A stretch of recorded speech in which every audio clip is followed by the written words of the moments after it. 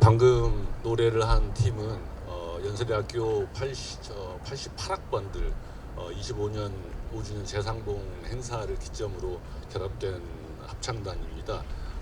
이 합창단이 오늘을 위해서 최소 1년은 연습을 했다고 들었는데 훌륭한 공연 감사하고 이 여는 공연과 함께 제37주기 이한열 열사 추모 기념의 밤 행사를 시작하겠습니다.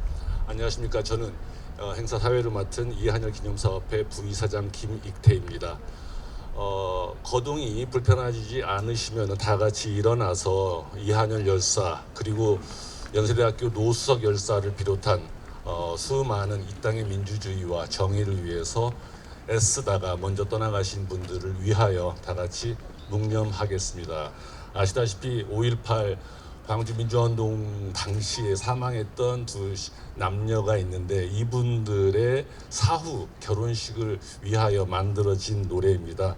그 후로는 모든 이제 민주주의 관련 민중의례 행사 때 거의 애국가처럼 불려지고 있는 노래인데요.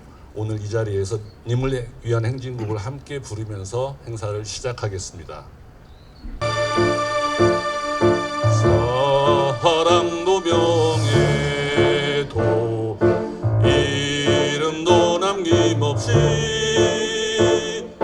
한평생 나가자던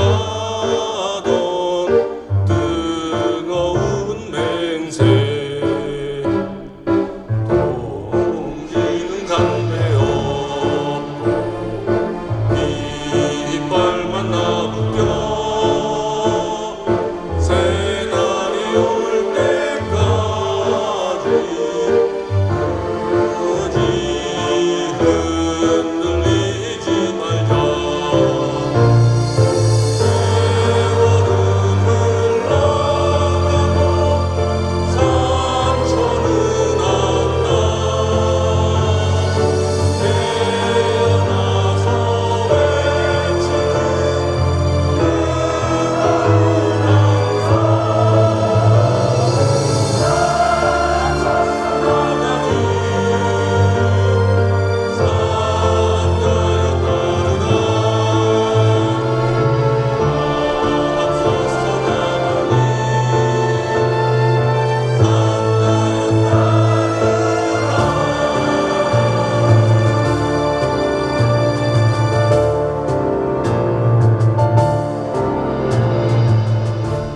자, 다음으로는 저희 이한열 기념사업회가 사실 이한열 열사 피격 이후로 계속 존재해 왔습니다. 다만 2009년 시점쯤에 특정 학번이 장학회를 만들면서 다시 이 이한열 기념사업회가 활동이 좀 많아졌는데요. 그때부터 연세대학교 60년대, 70년대 학번 선배님들까지 포함하여 많은 이사장님들이 애써 주셨습니다. 이사장님들과 동문 그리고 연세대학교가 아니라도 뜻에 찬동하시는 많은 분들이 함께 해오셔서 이 자리까지 왔습니다.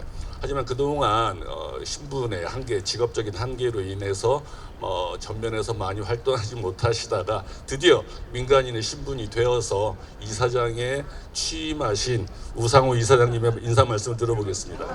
평소에 제가 가장 맡아보고 싶었던 직책이 바로 이한열 기념사업회 이사장인데 민간인 신분이 되어서 이사장으로 취임하고 나니까 너무 행복합니다. 87년 연세대 총학생회장 시절 제가 주도한 집회에서 이한열 군이 체류탄에 피격되었기 때문에 저는 지난 37년간 죄인으로서 항상 부채의식을 가지고 지금까지 살아왔습니다. 제가 기념사업회를 맡고자 한 건 그 부채의식을 조금이라도 덜어보고자 하는 그런 마음으로 이 자리에 섰고요. 국회의원이라는 신분을 가진 때보다도 훨씬 더 기쁜 것은 정말 제가 하고 싶은 일을 맡았기 때문에 정말 기분이 좋습니다. 이 추모비를 30주년에 세웠는데요. 다 아시겠지만 저 숫자를 읽어보겠습니다.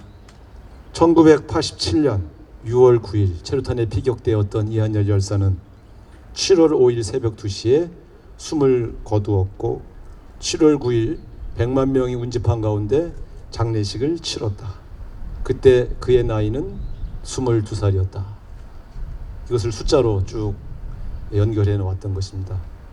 그리고 이곳 이한열 동산을 추모비를 세운 공간으로 결정했던 이유는 바로 이 공간이 이한열 열사의 학생 시절의 활동을 한눈에 들여다볼 수 있는 그러한 공간이기 때문에 그렇습니다. 과거에 저 백양관이라는 건물이 이한열 열사 상대 시절에 수업을 들었던 공간이고, 이 학생회관에 이한열 열사의 동아리인 만화사랑 동아리방이 있었고요.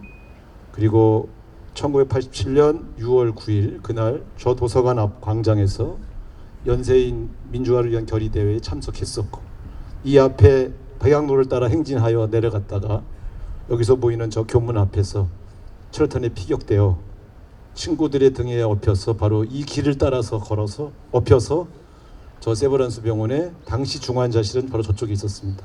거기서 운명을 달리하였습니다. 그래서 이 공간은 이한열 열사의 전 대학 시절의 전 생애의 활동과 그날의 활동 반경을 한눈에 볼 수 있는 공간이라는 점에서 이 추모비가 있는 곳이 의미가 있다고 말씀을 드리겠습니다.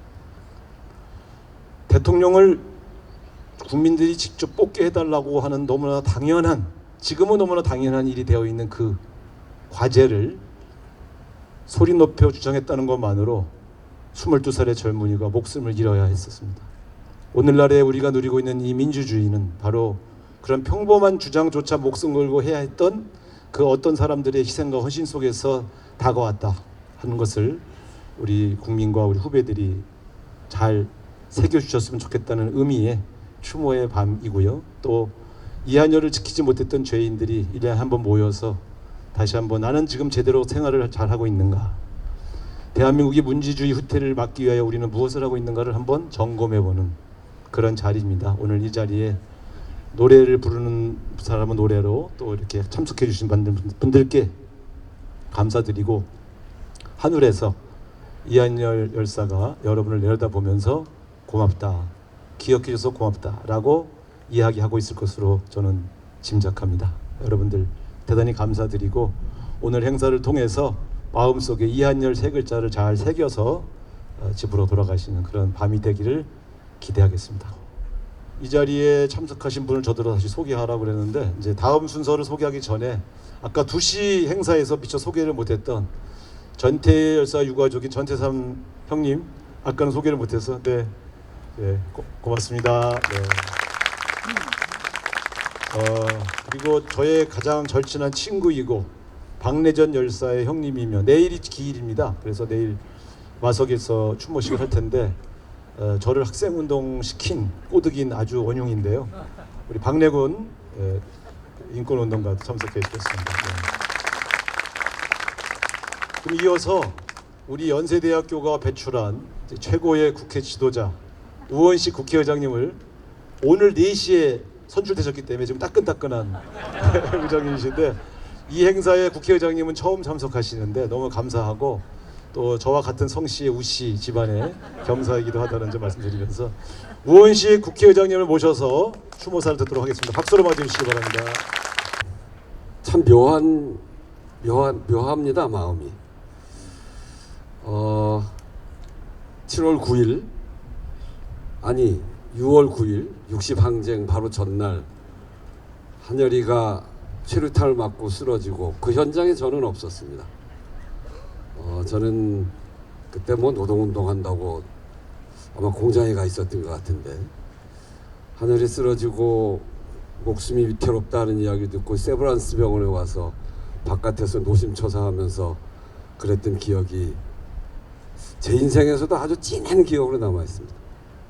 그러고 6월 5일 목숨을 잃고 7월 5일 목숨을 잃고 7월 9일 여기서 장례식을 치렀죠. 우리 저 우상호 총학생회장이 사회를 보고 평생 잊지 못하는 그 절규, 문익환 목사님의 절규를 잊지 못합니다. 우리 열사들 한 분 한 분을 부르면서 더 이상 죽지 마라, 그렇게 절규하셨던 한열이 장녀의 식장에서의 그 모습 잊지 못합니다. 가슴에 아주 진하게 남아있는 기억입니다. 장례식을 치룰 때 맨 앞에 쓴 대형 만장을 이한열 열사의 선배들이 들었습니다. 저도 그 대형 만장을 들은 사람 중에 하나입니다. 여기서 시청 앞까지 걸어가는 100만이 도열한 그 길을 가면서 이한열 열사의 희생과 헌신, 이런 것들이 이런 민주주의를 만들어내는구나. 그 길에서 느꼈던 민주주의에 대한 희망, 이한열 열사의 목숨을 잃은 그 절망과 민주주의에 대한 희망이 함께 교차하던 그 길을 연세대학교 백양로를 거쳐서 아현동으로 해서 시청 앞까지 가는 길을 잊지 못합니다. 그게 우리의 민주주의 역사죠. 저도 우리 우상호 의원이랑 같은 우시로 국회의원을 오래 같이 했는데 지난번에 국회의장 하다가 안 돼서 제가 바톤을 이어받아서 선거를 치르고 그리 하다가 취임한 날이 이한열 열사의 추모식하는 날 취임을 했습니다. 뛰어놀 수 없습니다. 아마 이한열 열사는 하늘에서 지금 이 시대를 이야기하면서 다시 민주주의를 이야기할 때고 또다시 민주주의를 위해서 희생과 헌신이 필요할지도 모른다 하는 이야기를 우리들한테 하고 있는 거 아닌가. 우원식 형 좀 가서 국회에서 잘하시오. 우리의 그때 희생과 헌신, 또 우리가 꿈꿔왔던 민주주의에 대한 희망, 그것을 이제 다시 구현해야 될 때다. 이 얘기를 이한열 열사가 하늘에서 이야기하는 거 아닌가 하는 생각을 가지고 이 자리에 왔습니다. 오늘 국회의장이 돼서 처음 오는 자리가 한국일보는 그거는 그냥 제도적인 방식으로 간 것이고, 마음으로 처음 온 자리가 이한열 후배, 우리 이한열 열사의 37회 추도식이라고 하는 것이 저한테 주는 이 이한열의 마음, 이것을 잊지 않고 앞으로 저한테 주어진 2년의 국회의장 기간 동안 정말 잘해야 되겠다 하는 생각을 합니다. 여기에 계신 여러분들이 이한열 열사의 그 마음을, 또 그 희생을 함께 기리는 그 마음과 같은 마음으로 이한열 열사의 뜻을 기리고 또 국회의장으로서 제가 해야 될 일을 잘 해나가겠다 하는 그런 각오의 말씀을 드리면서 주도사를 마치겠습니다. 감사합니다.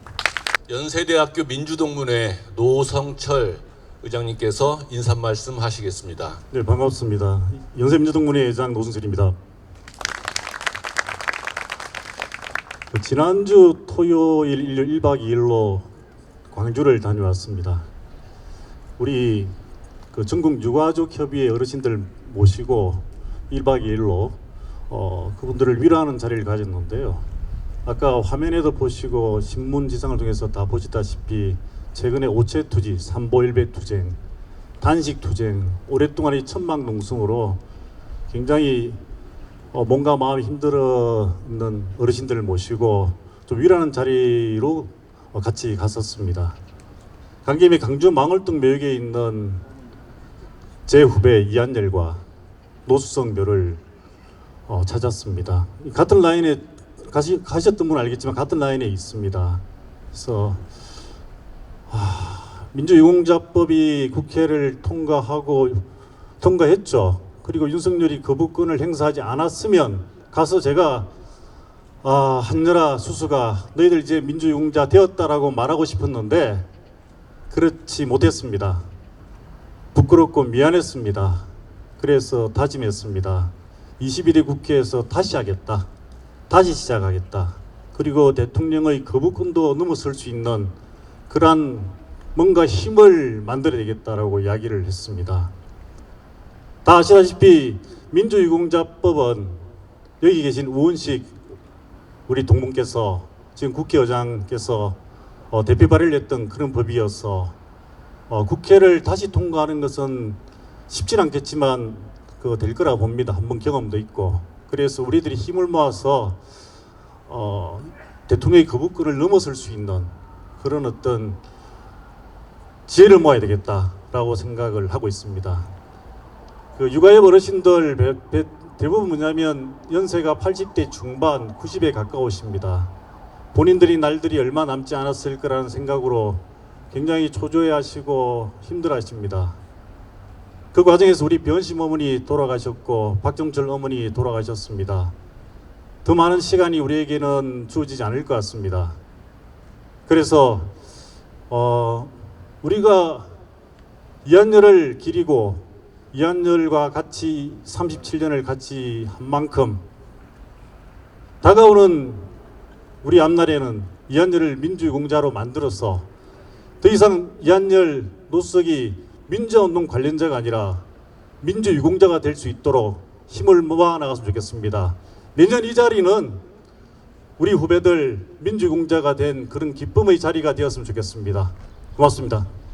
87년에 이한열 열사가 이곳에서 피격을 당하고 그런 엄청난 사건이 있었는데 불과 10년도 안 돼서 9년 후인 1996년에 법과대학의 노수석 학생이 당시 가두 시위 중에 사망한 일이 있었습니다. 그래서 혹시라도 모르시는 분들을 위해서 이 아래쪽에 있는 저 구역이 노수석 열사 추모 구역입니다.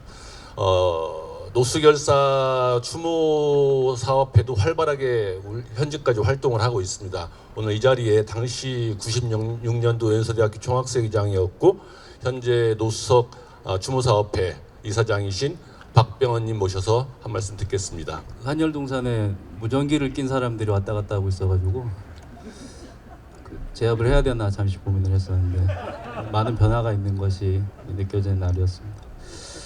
오늘 국회의장으로 당선되신 우원식 선배님께서 많은 노고 고생도 하셨고 지금 대통령이 거부권을 행사했습니다만 27년 5월 9일 날 윤석열 대통령의 임기는 종료됩니다. 그러면 지금 결의 충만하신 22대 국회의원들께서 적어도 그때에는 민주유공자법을 통과시킬 것이 이미 예정되어 있다라고 생각을 하고 막아서는 자들은 있지만 역사의 큰 순리를 거스를 수 없다 이런 것들을 확인하는 것 같습니다. 유공자법이 통과되게 되면 무슨 뭐 어떤 혜택을 주거나 그런 것이 아니라요. 매년 5월 8일 어버이날 서울 장충체육관에 가보면요. 대한노인의 서울시 연합회가 주관하는 노인의 날 행사를 합니다. 지금 오세훈 서울시장께서도 오셔가지고 행사를 여는데 그때 전체 일어서게 한 다음에 순국 선열과 애국 영령에 대하여 존경의 예를 바치는 묵념을 하자라고 사회자가 제안을 합니다. 이제 민주유공자법이 통과되게 되면 이제 그 문구 중에 민주화운동 유공자에 대해서도 존중의 예를 포하는 묵념을 하자라고 저희 모든 국가에서 그런 예를 갖추게 될 겁니다. 그런 법을 통과시키자는 것은 너무 당연한 일 아닐까요? 이제 그게 되어가는 것 같습니다. 그동안 이 법을 만드시느라고 장영구 열사 아버님이신 장남수 현재 육아협 회장님, 권희정 열사 96년 권희정 열사 어머님이신 강선순 육아협 총무원님을 비롯해서 또 매주 국회 앞에서 노숙과 선전에 함께 해온 김준배 추모사업회 이준영 선배님 그리고 민족문제연구소 김종욱 사무국장님 등 많이 고생하셔가지고 이 자리까지 오게 된 것 같습니다. 김종욱 사무국장님 잠깐 자리에 일어나셔서 매주 피켓팅 하시는 멤버입니다. 박수 한번 부탁드리겠습니다. 앞으로 할 일이 남아있지만 대통령의 임기가 문제지 이 법은 통과될 걸로 믿습니다. 아쉬운 것은 이제 우원식 안으로 통과되는 게 아니라 다른 의원님 발의안으로 통과되게 될 것 같습니다. 이렇게 해서 저희가 민주유공자법이 통과된다고 하는 것 그리고 여기 계신 이 선배님들의 모습을 보면 87년으로부터 40년이 흘러서 민주화운동 세대의 맏형 분들이 국회의장이 되시고 또 4선을 거쳐 국회의원을 졸업하는 시기가 지금 도래해 있습니다. 많은 것이 87년과 비교하면 바뀌어 있습니다. 예전에 그저 민중으로 통칭되던 국민들이 이제는 소득 수준과 심리에 따라서 3개, 4개의 계층으로 다르게 구분이 됩니다. 한국개발연구원 KDI에서 24년 올해 초에 한국에는 중산층이 3개 존재한다 라고 분류된다는 보고서를 발표했습니다. 그 세 중산층마다 국민연금이 어떻게 계약돼야 되는지 세금을 더 걷어도 되는지에 대해서 입장이 다 다릅니다. 이제는 그런 시대에 우리가 어떻게 사회활동을 해야 되는지를 고민하는 시기가 됐습니다. 선배님들의 가르침을 따라서 민중생존권 보장을 위해서 투쟁하는 것이 기본적인 정서라고 배운 게 저희들인데 인터넷을 보면 강아지 간식을 파는 쇼핑몰들이 지금 있습니다. 거리에는 얼리지 않은 강아지 간식을 배송하는 차량들이 돌아다닙니다.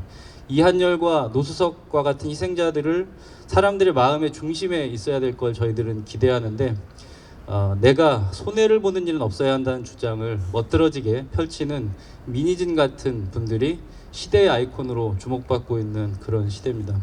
어찌 보면 이한열 열사와 함께 싸웠던 선배님들과 한 세대 뒤의 후배들로 주로 구성된 저희 노수석 열사 추모사업회 회원들은 선배님들께서 열어주신 민주주의 시대에 어떤 내용들로 민주화를 완성할지 고민할 임무를 부여받은 그런 후배들인 것 같습니다. 올해가 노수석 열사 28주기가 되는 해였는데 다가오는 30주기까지 새로운 추모 사업의 전형을 만들기 위해서 노수석 추모사업회 산하의 기획단을 구성했습니다. 92학번 이수연 전 성남 여성의 전화 대표가 중심이 돼서 새로운 작당 모의를 하고 있습니다.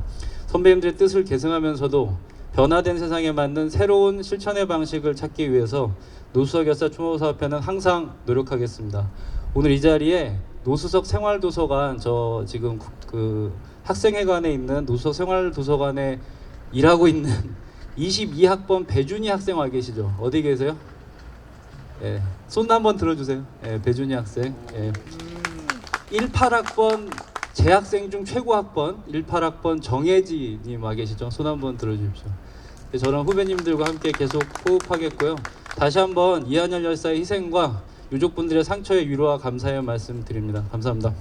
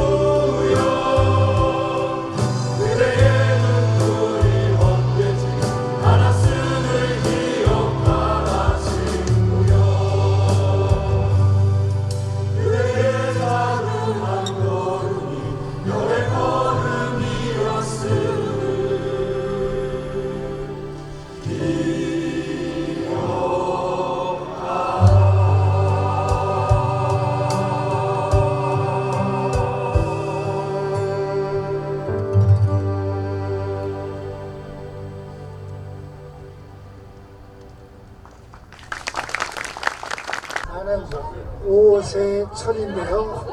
이걸 푼다면 우리 가세객으로 철이 3번 들었다는 겁니다. 3번. 고세철. 철이 3번 들었는데 첫 번째 철은 환갑 이후에 들었고 두 번째 철은 고이 70대 들었고 세 번째 철은 2년 전에 80에 들었어요. 근데 더 철 들은 거는 없고 세 번째 철로 끝났습니다. 가르치는 과목이 있는데 그게 조직 행동이라는 겁니다. 그래서 내가 맺는 과목이고 우리나라에 처음 생긴 과목이고 연세대학의 문과대학 포함해서 모든 학생들이 다 들었죠. 와서 상경대학 학생만 들은 게 아니라 어떤 그런 과목이었어요. 근데 이제 86학번이 들어왔어요. 똑같아요. 2학년 때 86학번이니까 87이요.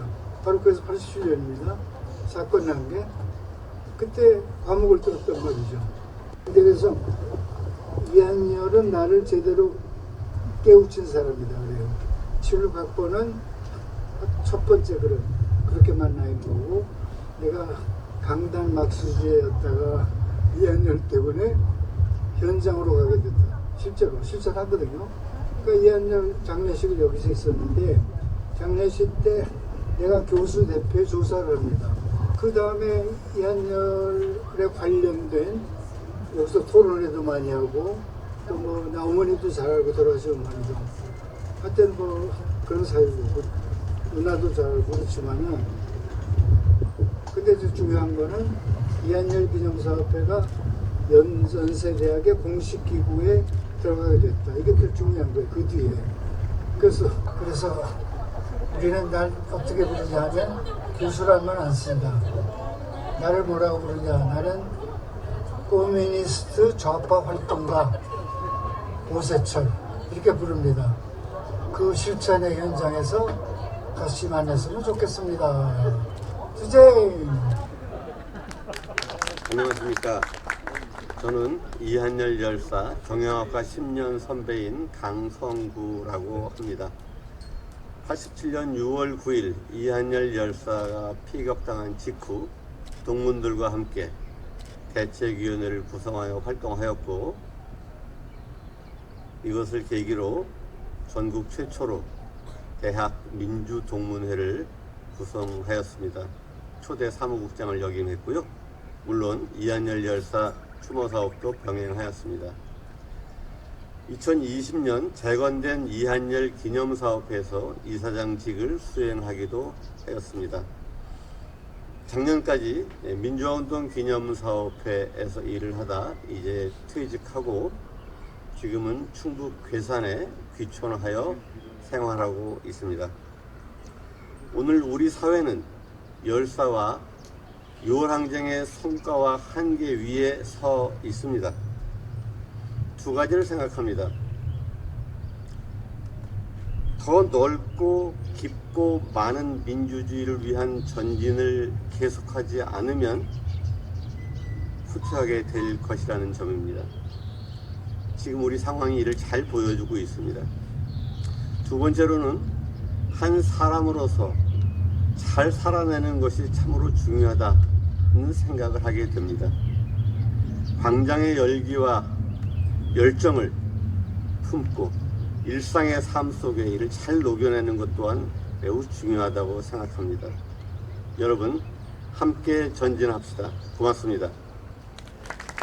87년 1월 14일 대한민국 경찰에 의해 살해당한 박정철의 형 박정부입니다. 육아의 부회장을 맡고 있으며 저를 필요하는 자리에 언제 어디라도 같이 연대하고 있습니다.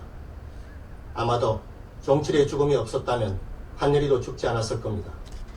그래서 한여리를 생각하면 우울합니다. 저는 한여리를 알지 못합니다. 하지만 가족을 보며 동료를 보며 상상해 봅니다. 유쾌하면서도 강직한 성품을 지녔을 거라고요. 그 한여리 죽은 지 37년입니다.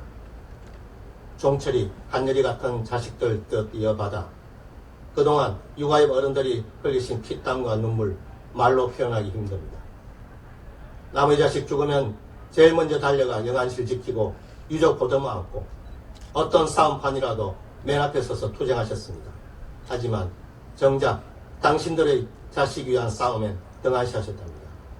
3년 전 민주유공자법 농성 시작 때 배현심 어머니 말씀이 이거 정말 우리가 직접 나서야 되는 거냐고.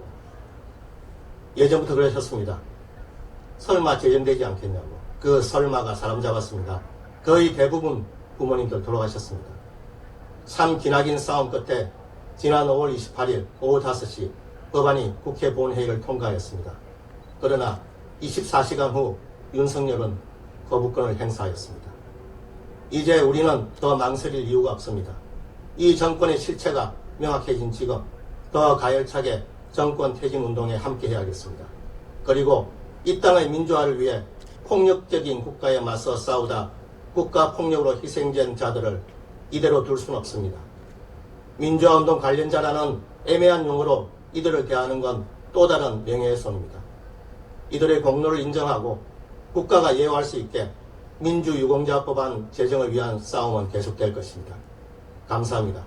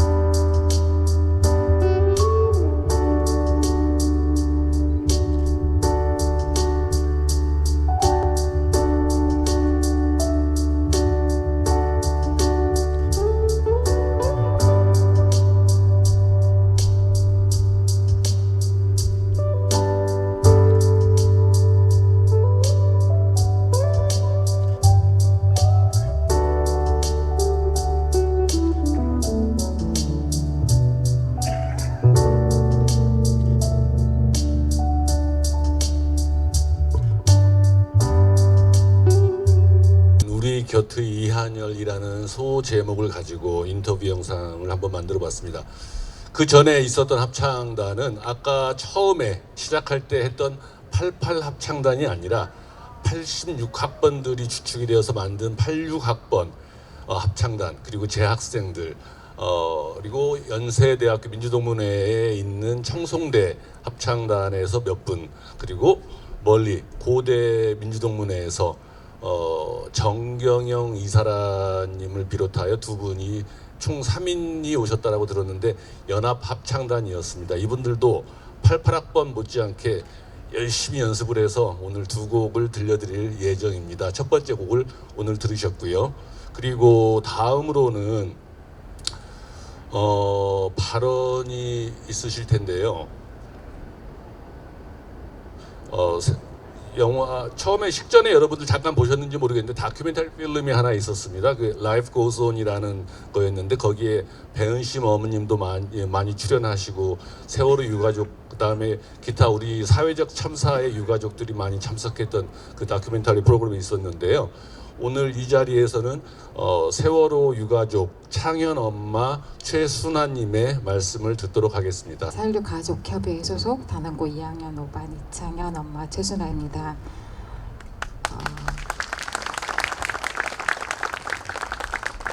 배은심 여사님 영상을 보니까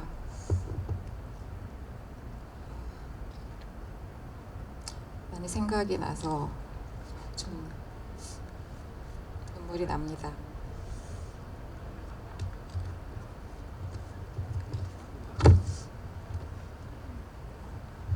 올해로 세월호 참사가 일어난 지 10년이 되었는데요.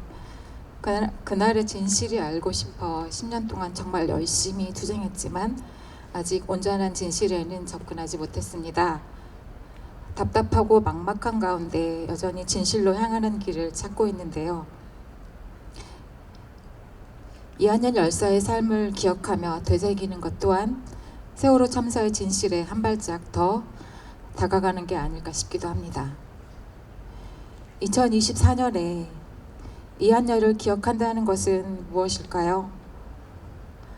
1987년 6월 9일 이곳에서 목이 터져라 외쳤던 호원 철폐와 독재 타도의 구호들이 들리는 듯 하기도 한데요. 37년이 지난 지금 이한열을 기억한다는 것은 권력에 길들여지지 않고 자본에 길들여지지 않고 사람답게 살기를 포기하지 않고 저항하는 것이 아닐까 싶습니다. 87년 1월 14일에 있었던 박종철 고문치사 사건에 분노하던 이한열은 그 분노를 이렇게 표현하기도 했습니다. 열불나는 세상이 물속에 잠겼다. 우리 아이가 익사했다. 뜨거운 열정과 불타는 의지가 물속에 잠겼다. 우리 아이는 대학교 3학년. 사람 사는 세상을 만들려다 그만 짐승의 발톱에 물려 죽었다. 우리는 분노한다. 이 시대의 인간임을 포기하고 싶다. 짐승 같은 권력에게 동지를 빼앗긴 비통함과 민중을 탄압하는 암울한 시대를 살아내야 하는 청년의 분노가 고스란히 느껴집니다.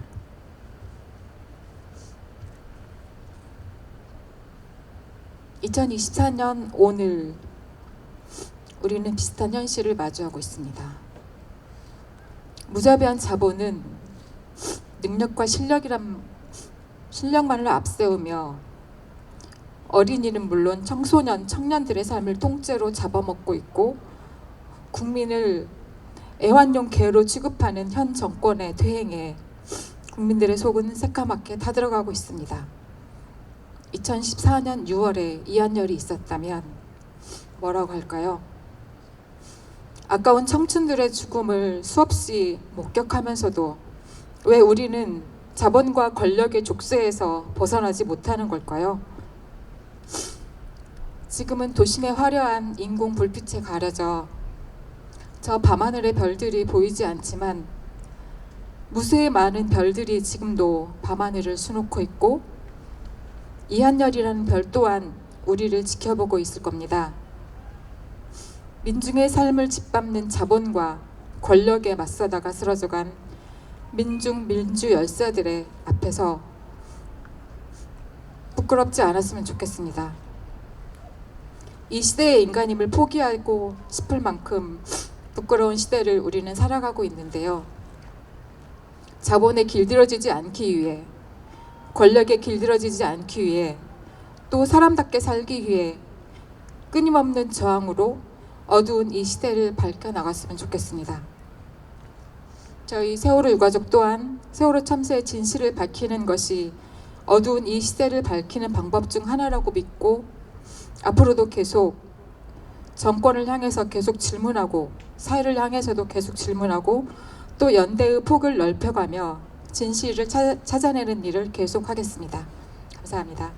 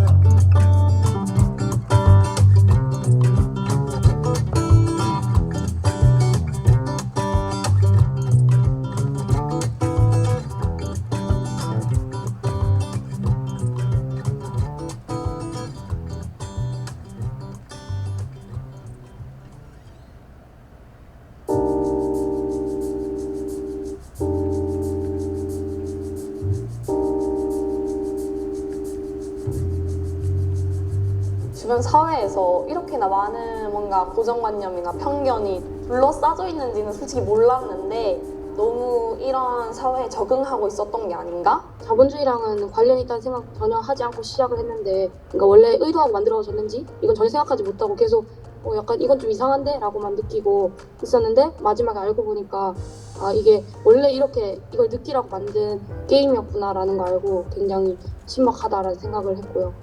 학교에서나 다른 교육에서는 특정된 것만 배웠는데, 다양성 훈련은 여러 사회적 약자들에 대해서 배우기도 하였고, 그리고 그런 차별에 대해서 어떻게 대처하는지도 배워서 좋았습니다.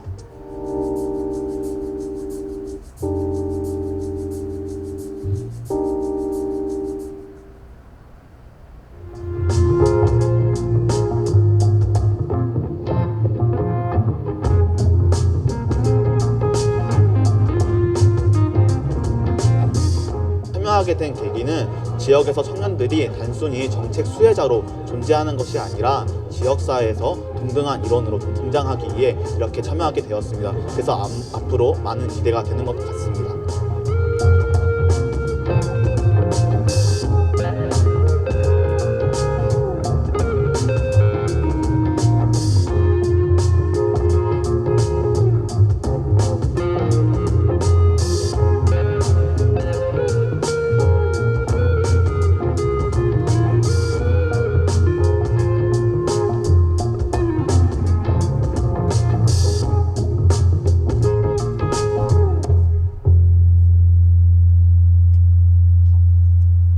기념사업회 이사로 함께하고 있는 한국사회주택협회 협회장 이한솔이라고 합니다. 반갑습니다.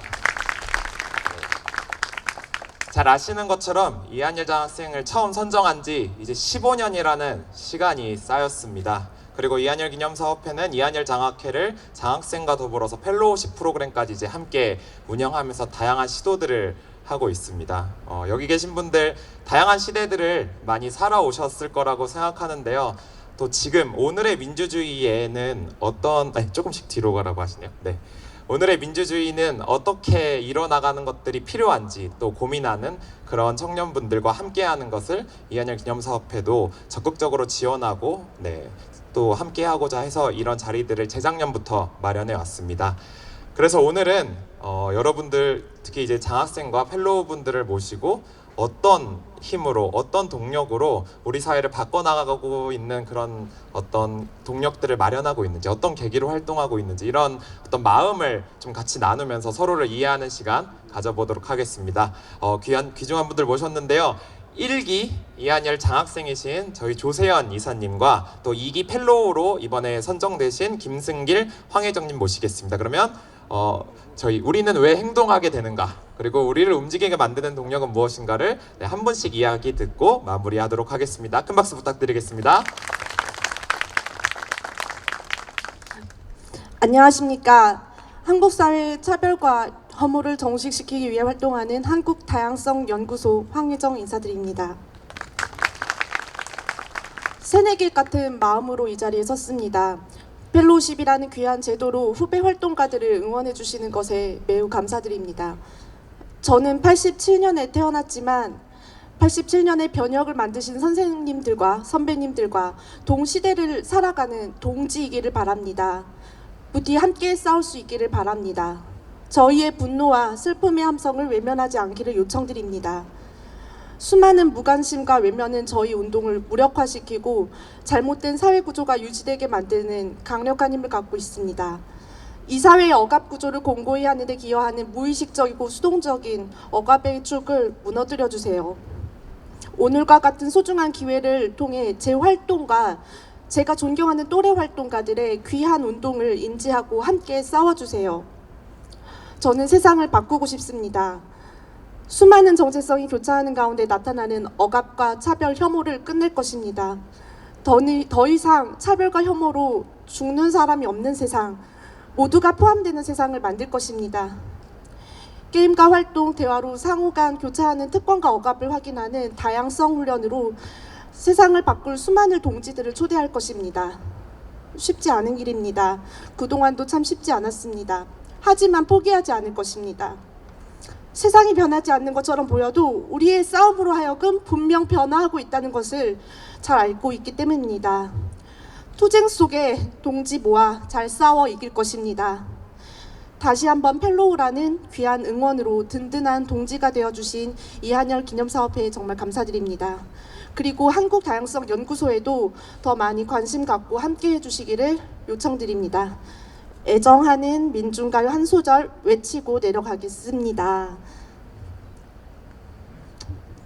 함께 가자! 이 길을 투쟁! 감사합니다. 안녕하십니까. 전국청년정책 네트워크의 김승길이라고 합니다. 앞에서 너무 잘 준비해 주셔가지고 좀 부담스럽긴 한데요. 조금 만남 같이 좀 진행을 해보도록 하겠습니다. 우리는 왜 행동해야 될까라는 이제 질문과 동력이라고 하는 것들인데 제 선배님들은 어떻게 받아들이실지 모르겠지만 저는 지금 우리 세대가 어떤 가시화된 적이라고 하는 어떤 실체가 좀 잘 보이지 않는다고 생각하거든요. 이제 어떤 자본주의라고 하는 이제 예전 말로는 이제 신자유주의 등등 여러 가지가 좀 있을 텐데 사실 어릴 때부터야 되게 지금보다 좀 더 어릴 때는 내가 소외되고 차별받는 사람들 삶 속에 들어가서 좀 살자라는 게 좀 저한테 나름대로 대의였던 것 같습니다. 근데 좀 시간이 지나다 보니까 좀 어떤 그런 행동해야 되는 이유, 동력이라고 하는 것들이 어떤 분노, 저는 이런 것들로 좀 이루어져야 된다고 생각을 했었거든요. 근데 좀 활동을 조금이나마 좀 해보다 보니까 어떤 내가 사회에 대한 분노, 세상을 바꿔야 되겠다는 그런 대단한 의지라기보다는 내 주변에 있는 동료들이 있어서 좀 그런 활동을 좀 하고 동료들이 이어지는 것 같습니다. 이게 예컨대 지금 많은 분들이 얼마나 공감하실지 모르겠지만 지금 청년 세대들이 되게 칠레레 팔레레 노는 것 같아 보이지만서도 취업 준비 과정에서 끼니를 걱정하고 일터에서 여러 가지 사회적 압박으로 스스로 목숨을 끊는 일들이 되게 만연하게 벌어지고 있습니다. 내가 되게 저는 사실 사람들을 정말 너무 싫어한다는 생각이 좀 많이 들거든요. 혐오스럽다는 생각이 많이 들 정도로. 근데 그럼에도 제가 어떤 활동을 하게 되고 동료들을 가질 수 있었던 것들은 저 지금 이렇게 계속 서로를 기억하고 연대하고 서로 웃고 울고 할 수 있는 그런 과정들 속에서, 그런 연대 과정 속에서 동료들을 만날 수 있었던 것들이기 때문이지 않나 싶습니다. 그래서 저도 이제 사실 저희 단체가 되게 이제 300명 정도인데 많이 이렇게 녹록지는 않습니다. 근데 어떻게 이렇게 이한열 기념사업회에 어떤 이한열 열사의 정신을 이어받아서 저희 활동들을 지원해주시고 응원해주시는 마음들 잘 이어받아서 좋은 활동 이어나갈 수 있도록 하겠습니다. 감사합니다. 예, 안녕하십니까. 방금 소개받은 1기 장학생 그리고 현재는 이한열 기념사업회 이사 맡고 있는 조세현이라고 합니다. 네, 앞서 각자 이렇게 말씀을 해주셨으니까 저도 그냥 제 개인적인 이야기를 좀 드리는 것으로 이 질문에 답변을 드리고자 합니다. 일단 우리가 왜 활동하는가, 아마 같이 살고 있는 이 공동체 그리고 사회를 좀 더 나은 곳으로 만들자라는 생각을 모두 다 가지고 계실 것 같습니다. 근데 저한테는 그 계기가 사실은 좀 한열이 형의 삶을 알게 되고 부터였습니다. 그러니까 제가 2006년부터 추모제 기획단 활동을 했었는데요. 2007년에 20주기 행사를 하고 21주기에선 제가 단장을 맡아서 준비를 하면서 한열이 형이 쓴 일기와 수필을 읽게 됐습니다.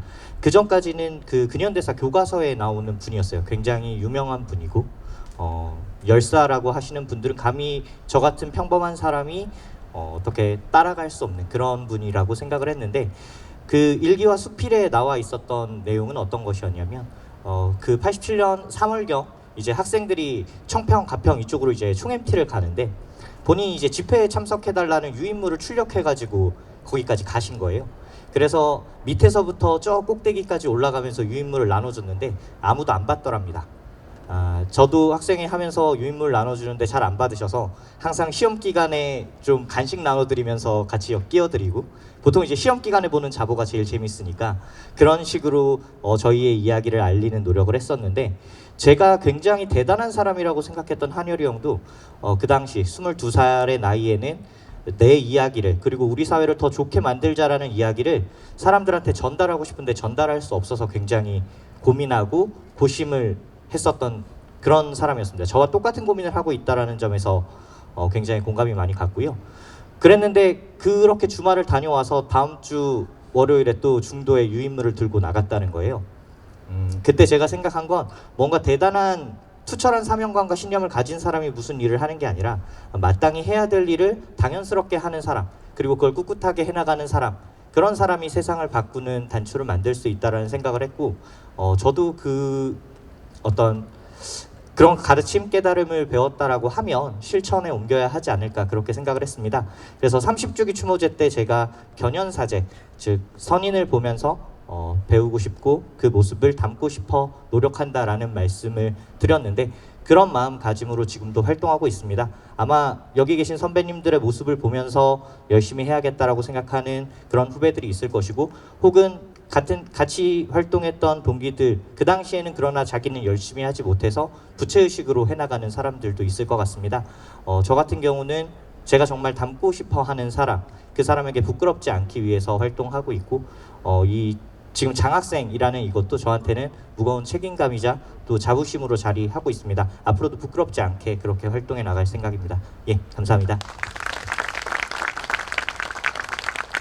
네, 이한열 장학생과 펠로우 프로그램은 앞으로도 계속될 예정입니다. 저희 이한열 기념사업회가 87년이라는 시간에 갇히지 않고 오늘의 민주주의를 바꿔나가서 이한열 열사가 조금 더 생동감 있게 기억될 수 있도록 또 앞으로도 최선을 다하겠습니다. 많이 응원해 주시기 바랍니다. 감사합니다.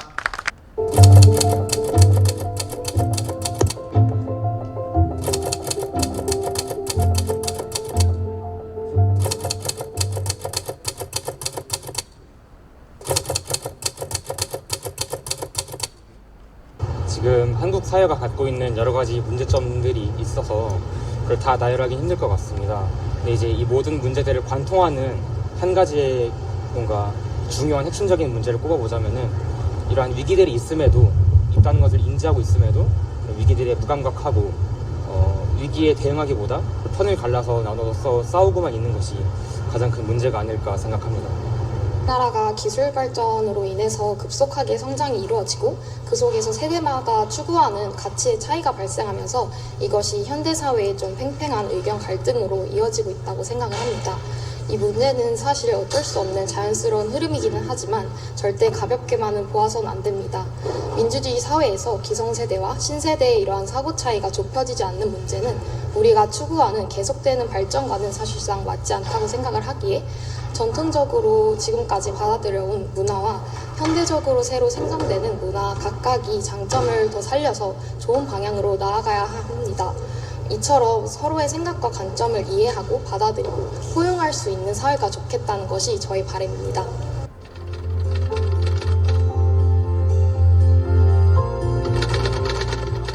다양한 매체들이 있으나 우리 사회 문제를 콕 집어줄 공개적 전통 매체인 뉴스가 중립성을 기반으로 그 영향력을 펼치는 것이 가장 중요한 방법이라고 생각합니다. 사실 개개인이 자신의 생각을 말한다는 게 민주주의랑 밀접한 관련이 있다고 생각을 합니다. 그것이 언론의 자유와도 관련이 있다고 생각을 하는데, 어떤 생각이든지 간에 내 생각 자체를 말할 수 있다는 것, 그것이 민주주의가 개인에게 미치는 영향성이라고 생각을 하고, 그것이 보장된 사회에서 적어도 이 사람이 이런 얘기를 할 수 있지 라고 서로 생각하고 존중해주는 사회가 되는 것이 우선이라고 생각을 합니다. 그렇기 때문에 자신의 생각을 더 활성화시켜서 여러 가지 글을 쓸 수도 있겠고요. 아니면 자신의 생각을 자신만의 공간, 블로그나 SNS에 올릴 수 있는 활동 등이 자신의 언론의 자유, 그리고 민주주의, 그리고 타인의 자유까지 보장해주는 방법이라 생각합니다. 오늘날 목소리를 낼 수 있는 방법에 대해서 예전과 가장 크게 다르다고 볼 수 있는 점은 바로 SNS라고 생각을 합니다. 무언가 변화가 이루어져야 한다고 생각이 들면 요즘은 SNS라는 매개체를 통해서 예전보다 더 자유롭게 의견을 내고 홍보를 하고 소통을 하는 이러한 상황입니다. 앞으로 이것의 생김이 더욱더 활용이 되면 좋겠다고 생각하는 바입니다. 억압되지 않은지 자유롭게 이야기를 할 수 있는 분위기가 조성되고 그 속에서 서로를 향한 무분별적인 비판보다는 충분한 논의의 장이 마련되기를 소망합니다.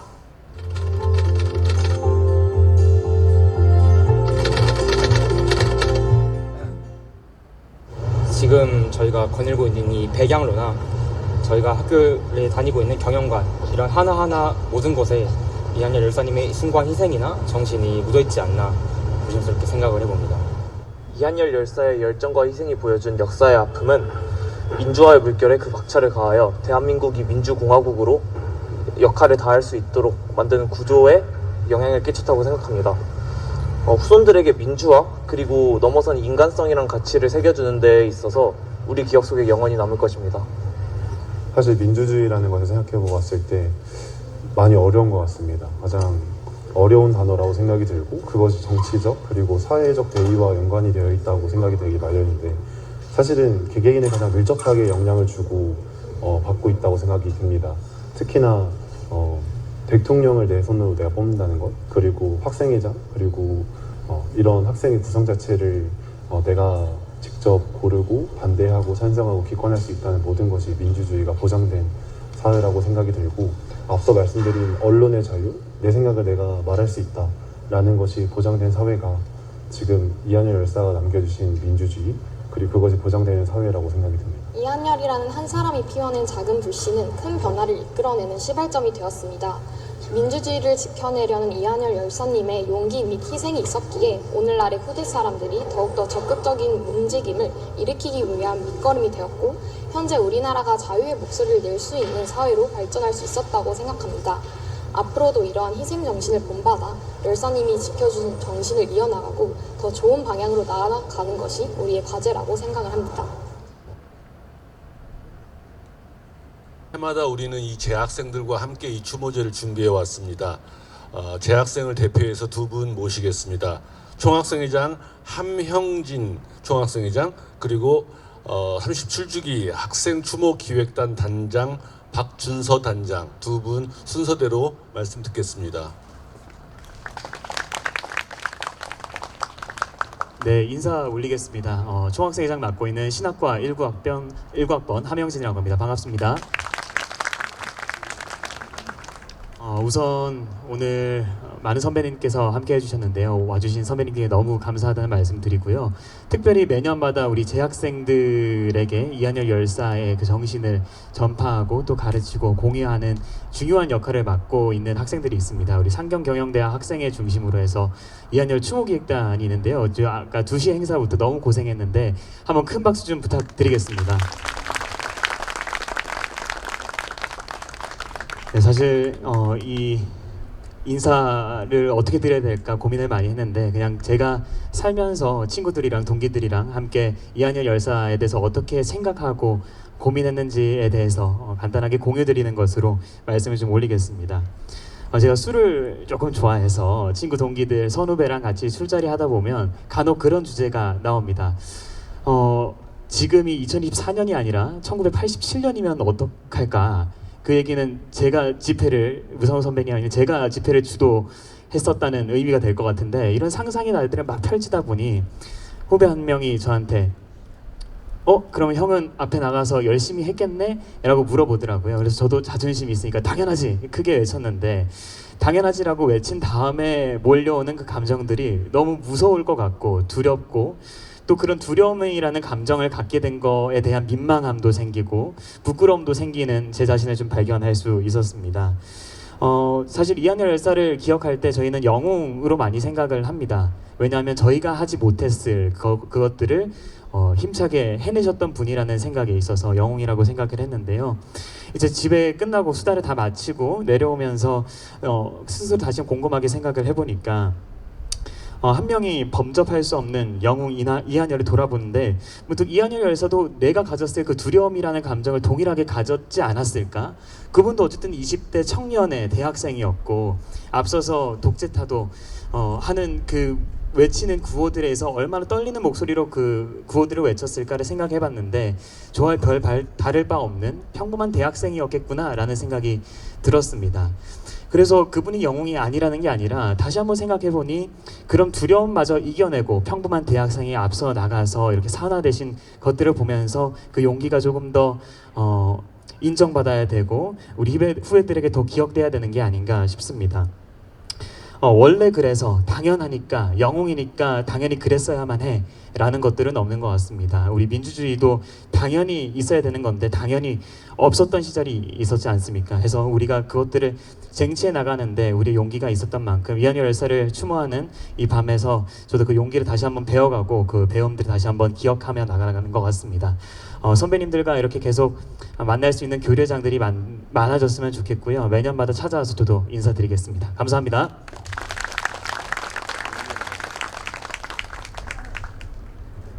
네, 안녕하십니까. 상경경영대학 비상대책위원장이자 이번 제37주기 이한열 추모 기획단장을 맡은 경제학부 22학번 박준서라고 합니다. 사실 오늘 정말 편한 자리라고 준비 안 하고 와도 된다 이렇게 편하게 얘기하셨는데 이렇게 막힘없이 술술 얘기하시는 걸 보고 많이 긴장이 됩니다. 그래서 정말 준비하면서 들었던 생각들을 편하게 말씀드릴 때 두서없어도 한번 이해 부탁드립니다. 우선 당장 2, 3년 전만 해도 학교에서 이한열 열사라는 분을 교과서로 배운 학생으로서 이제 많은 기획단원 분들도 그렇겠지만 이한열이라는 사람은 열사라는 단어랑 많이 붙어 있다고 생각이 듭니다. 그래서 어떻게 보면 열사라는 분을 우리가 생각을 해봤을 때 나와는 다른 굉장한 굳건한 의지를 가지고 계시고 성숙한 생각을 가지고 계시고 네, 그런 뭔가 어떻게 보면 나랑은 많이 거리가 있는 사람이라고 생각이 들었던 것 같습니다. 그러나 작년에 저도 제36주기 이한열 추모기획단 원으로서 일을 하고 이번에도 제37주기 이한열 추모기획단에서 같이 준비를 하면서 그리고 저희 기획단원들 분들과 함께 그 이한열 기념관에 방문을 했었는데요. 그때 그 이한열 기념사업회 이은영 사무국장님께서 저희한테 그 설명해 주셨습니다.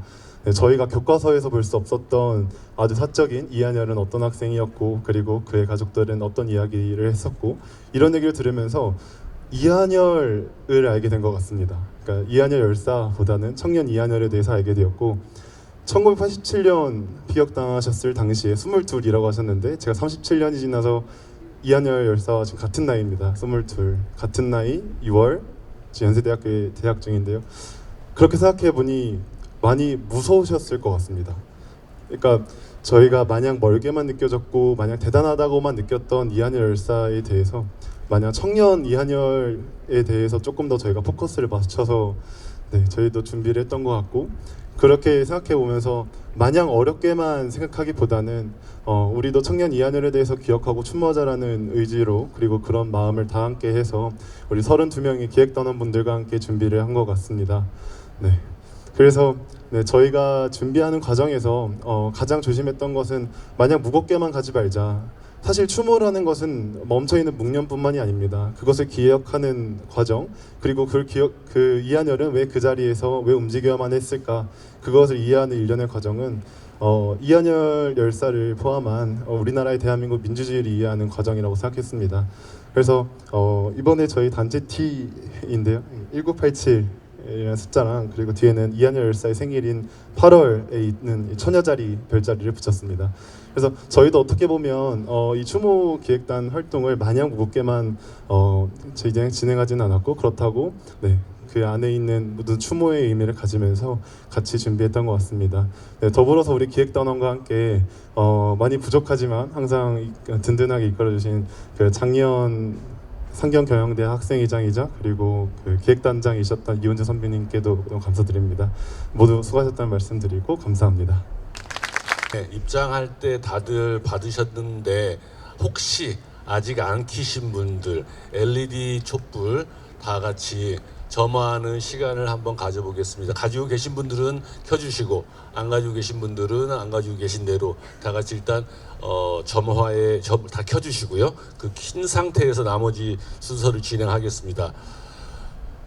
해마다 이 시간쯤 되면 이제 항상 돌아가신 우리 배은심 어머님께서 가족을 대표해서 말씀하시곤 했습니다. 하지만 안타깝게도 이제 우리 곁에 계시지 않고 오늘 유족을 대표하여서 이한열 열사의 친동생인 이훈열님의 말씀을 듣도록 하겠습니다. 네, 안녕하십니까. 이훈열입니다. 6월 이맘때가 되면 무슨 말을 해야 될까 한 달 전부터 생각합니다만은 이제 좀 게을러져 가지고요. 가면 생각나겠지? 작년까지는 생각이 좀 났었던 것 같은데 오늘은 정말 아무 생각이 없어지면서 어머니는 30년 동안 어떻게 이 자리를 서셨을까 이런 생각도 좀 해보면서 유가족 에도 자격이 있는가 이런 생각도 조금 해봅니다. 예, 그래서 어머니가 하셨던 말은 쓰시면은 뭐 항상 겸손하시고 더듬으시고 하셨지만은 그 말 한마디 한마디가 제가 듣기에는 시였던 것 같습니다. 간결했고요. 항상 마음에서 우러난 저 깊이 항상 아침에 아들을 그리워하면서 애끓는 곡을 하셨던 그 마음으로 창자 깊은 곳에서 끌어올려서 말씀을 하셨던 것 같아요. 저는 그 곡소리가 너무 싫었습니다. 그래서 19살이었어요. 제가 고3이었고 자율학습을 하고 있는데 선생님께서 집에 가봐라, 무슨 일이 있는 것 같다. 그래서 집에 왔더니 어머니 아버지는 이미 안 계시고 집에는 동네 분들이 앉아 계셨습니다. 통장님도 계셨고 여러분들이 계셨는데 텔레비전을 같이 보시면서 큰일 났다, 아무래도 이런 것 같다, 아무래도 이거보다 더한 일이 벌어진 것 같다, 여러 억측도 있었고요. 그 다음에 이제 큰 누님이 직장에서 와서 저는 그때 택시 타고 매형하고 같이 이쪽으로 왔는데 그때부터 저의 시간은 멈춰 있었던 것 같습니다. 기억을 하려고 노력을 하는데 꿈에도 잘 나타나지 않아요. 근데 가끔 한 1년에 한두 번 이렇게 나타나면은 어떻게 나중에 만날 때 우리가 어떻게 화해하고 서로 알아볼 수나 있을까. 예전에 그런 얘기 많이 하죠. 우리 전쟁 나면 누군지 나중에 만나게 되면 서로 못 알아볼 것이다. 그럴 때 저는 형하고 이런 약속을 했습니다. 오른쪽 눈에 아래쪽에 까만 점이 형제가 똑같이 있습니다. 그래서 우리 이거 보고 만나자 이런 얘기를 했었는데 꿈에서 보면 제가 지금 55살이에요. 근데 저는 항상 19살로 돌아갑니다. 그래서 형이 어떤 생각을 했는지, 형과 항상 함께 한다고 생각했었는데 형이 대학 가고 나서는 조금 괴리가 있었던 것 같아요. 그래서 형이 마지막에 1년, 2년 동안 어떤 생각을 하고 어떤 생활을 했는지 이제 와서는 이제 짐작은 가지만은 직접 얘기를 나눠본 적도 없고 그런 상황에 대해서 이해하기 어렵습니다. 지금도 이해하지 않으려고 합니다. 나중에 만나게 되면 용서하려고 합니다. 1학년 형 마치고 1학년 겨울방학 때 성적이 엄청 잘못 나왔어요. 1학년 성적이 엉망으로 나왔고 이제 집으로 소환을 받았는데 커다란 배낭에 책을 잔뜩 가지고 왔습니다. 겨울방학 때. 그래서 앉아가지고 책을 읽으려나 보다, 이제 공부를 하려나 보다 생각을 했는데 책은 팽개쳐 놓고 자꾸 밖에만 나가고 잠이나 자고 뭐 이러더라고요. 보니까 다 읽었던 책이에요. 사회과학 책 잔뜩 가져왔는데 그게 공부하려고 가져온 게 아니라 어머니한테 걸려가지고 압수를 당한 거였죠.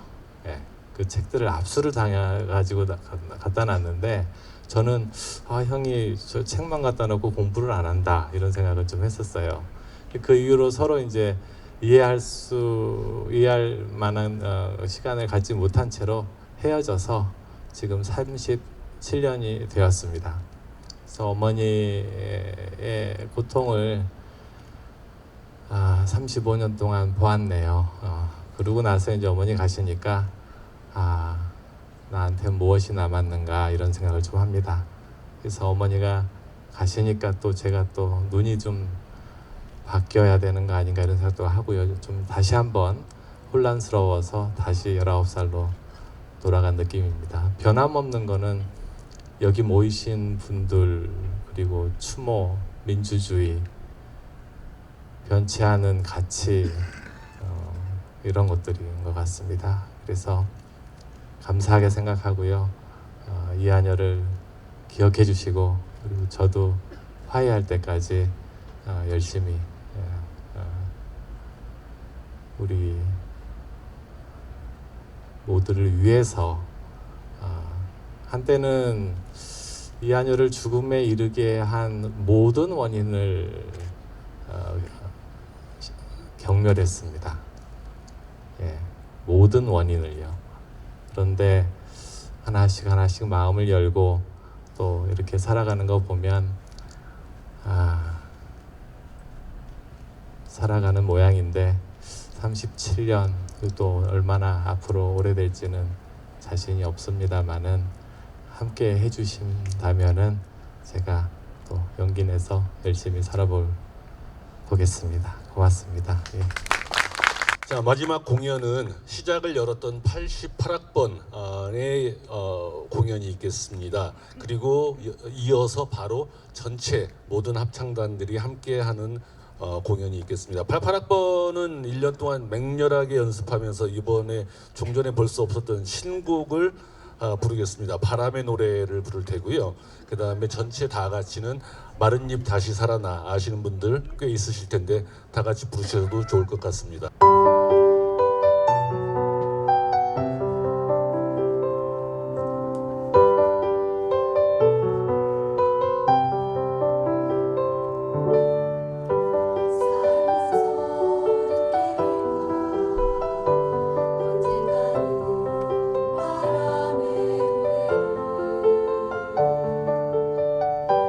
세월 가면 그대는 알게 될까 꽃이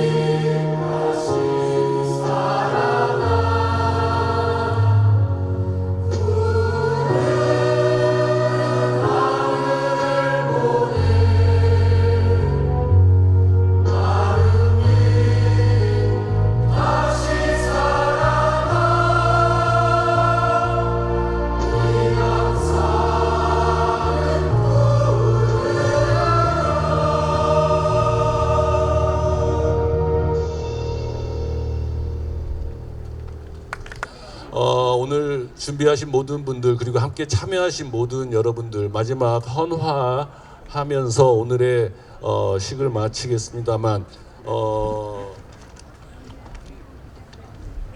이상으로서 제37주기 이한열 추모의 밤 행사를 마치겠습니다. 다 같이 박수로 다시 한번 행사를 마치도록 하겠습니다. 감사합니다.